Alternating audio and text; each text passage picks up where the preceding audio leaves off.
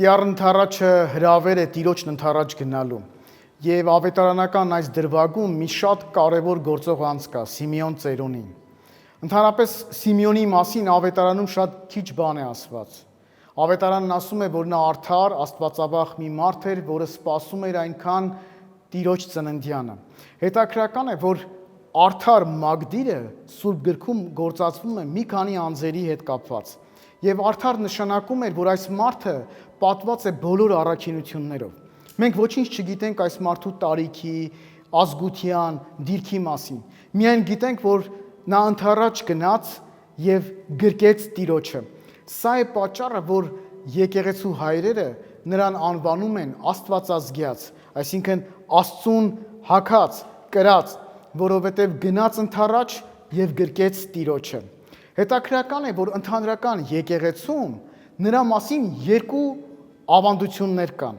Դրանցից մեկի համաձայն Սիմեոն Ծերունին այն թարգմանիչներից էր, որոնք Պտղոմեոս II թագավորի ժամանակ Աստվածաշունչը 5 կտակարանը եբրայերենից թարգմանեցին հունարեն։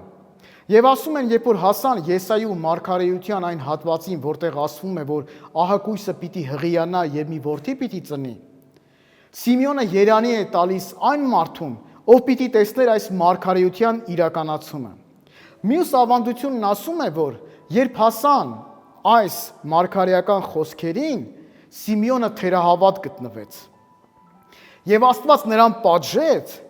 ապրելու այնքան ժամանակ, մինչև որ տեսներ այս մարգարեության իրականացումը։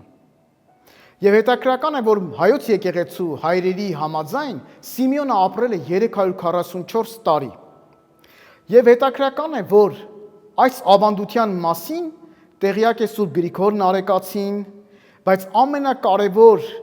մեջբերումը, որ իր ճառերից մեկում բերել է,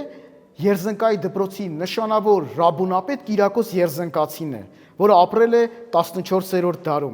Նա ասում է, որ Աստված իր սիրելիներին չի պատժում, ընդհակառակն նրանց շնորհի է արժանացնում։ Ինչու է սա շատ կարևոր, որովհետև նույն ժամանակաշրջանում ավանդության այս տարբերակը տարածված է եղել նաև բյուզանդական եկեղեցիներում։ Սա նշանակում է, որ հայոց եկեղեցին կտրված չի եղել ընդհանրական եկեղեցուց եւ այնտեղ կենցաղավարած, շրջանավարված այդ ավանդությունները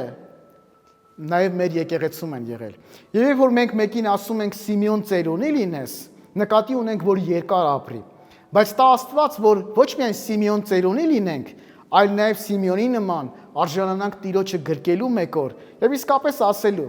Տեր, այժմ կարող ես ինձ խաղաղությամբ արձակես եւ նրան խոստովանելու Աստված եւ Փրկիչ։